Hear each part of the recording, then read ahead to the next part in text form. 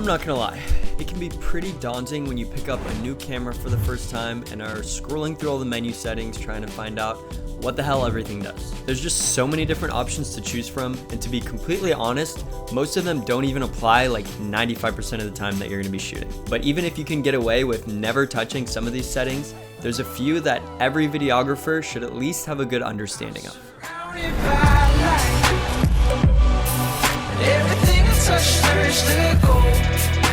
First, let's talk about frame rate.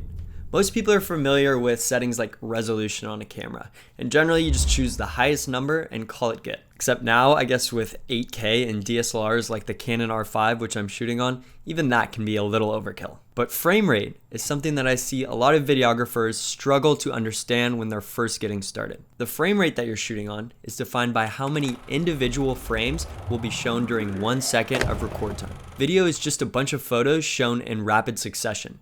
And so in choosing the frame rate, you're choosing how many of those photos you'd like to take. The higher the frame rate, the more frames you will have within a given second, which allows you to slow your footage down and have smoother playback. Generally, if you'd like to slow down your footage, you want to shoot in at least a 59.94 or 60 FPS frame rate. Lots of cameras now will also have an option to shoot in 120 FPS, which gives you super slow motion, and some cinema cameras also have the ability to shoot in 48 FPS. 29.97 or 30 FPS are the broadcast standards that are also widely used for videos that are posted to the web. These will give you a slightly smoother playback than 23.97 or 24 FPS, which is the standard for film. Shooting at 23.97 FPS won't allow you to slow down your footage without it getting choppy, but this is what all movies are filmed in, so it will give your footage a more cinematic feel. Next, let's make our way over to the color profile setting. The color profile setting is what tells your camera how it should be processing the different colors of your video footage. Most cameras will generally have a few options such as standard or neutral, which will have slightly different levels of contrast and saturation.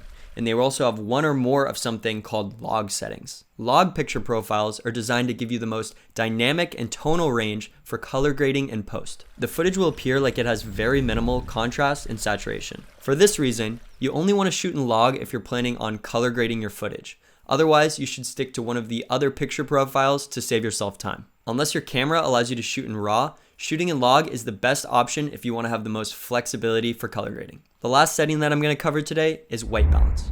White balance is used to adjust the colors of your image so that they match the colors of your light source, making white objects appear actually white. All light sources give off an inherent color temperature, and you want to make sure that you're adjusting your camera settings to match this accordingly. If you don't do this, then the colors in your image will come across as being either too warm or too cool. Almost all cameras now also come with an auto white balance setting, which is fine if you're going to be shooting in a lot of different outdoor locations. But if you're shooting in an environment where the lighting is controlled, you want to be sure that you're setting this to match whatever your light source is. And there you have it. Those are the 3 camera settings that I find myself adjusting most often. Thanks for taking the time to watch through this whole video. I hope you were able to learn something new. If you enjoyed it, go ahead and leave it a like and subscribe below.